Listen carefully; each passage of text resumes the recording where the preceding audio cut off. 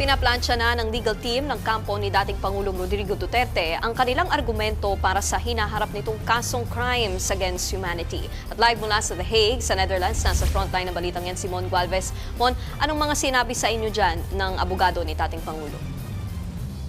Yes, Nikki, muling humarap nga sa media ang lead counsel ni dating Pangulong Rodrigo Duterte na si Attorney Nicholas Kaufman sa pagbisita niya dito sa ICC Detention Center sa The Hague, Netherlands. Naniniwala raw sila na malakas ang argumentong isusumite sa korte patungkol sa usapin ng jurisdiction.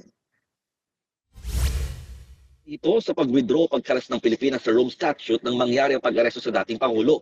G.T. Kaufman, matagal nang kinukonsidera ang jurisdictional argument hindi lang sa Supreme Court sa Pilipinas kundi pati na rin sa International Criminal Court.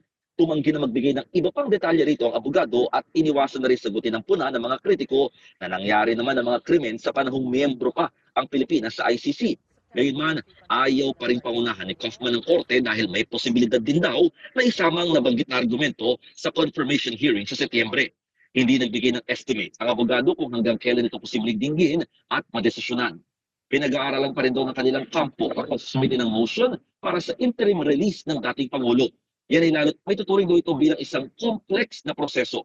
Aminado rin si Kaufman na hindi na raw bago yung mga nagsasagawa ng kaparehong demonstrasyon lalo kapag mas mainit ng tinatalakay ang mga nakakasuhan dito sa ICC.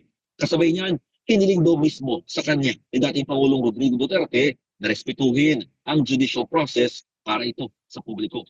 Narito ang bahagi ng pahayag ni Attorney Kaufman.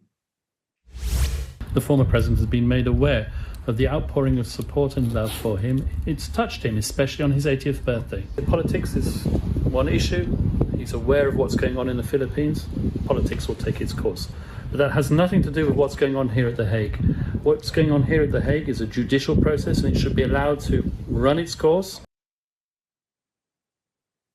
Nikki, sa ngayon wala pang bagong komento. Ang kampo naman ng prosekusyon hinggil sa mga latest na pronouncements ng abogado ni dating Pangulong Rodrigo Duterte. At pasado alas 5 na ng hapon, actually alas 5:20 na ng hapon dito sa The Hague. At hanggang sa mga oras na ito wala pa rin tayo nakita na sino mang kaanak ng dating Pangulo na bumisita sa kanya. Yan ay lalo't mahigpit pa rin kasi at talagang araw-araw ini-screen at titignan kung papayagan ba o hindi ang sino mang dadalaw sa mga nakadetine dito sa ICC Detention Center. Nikki.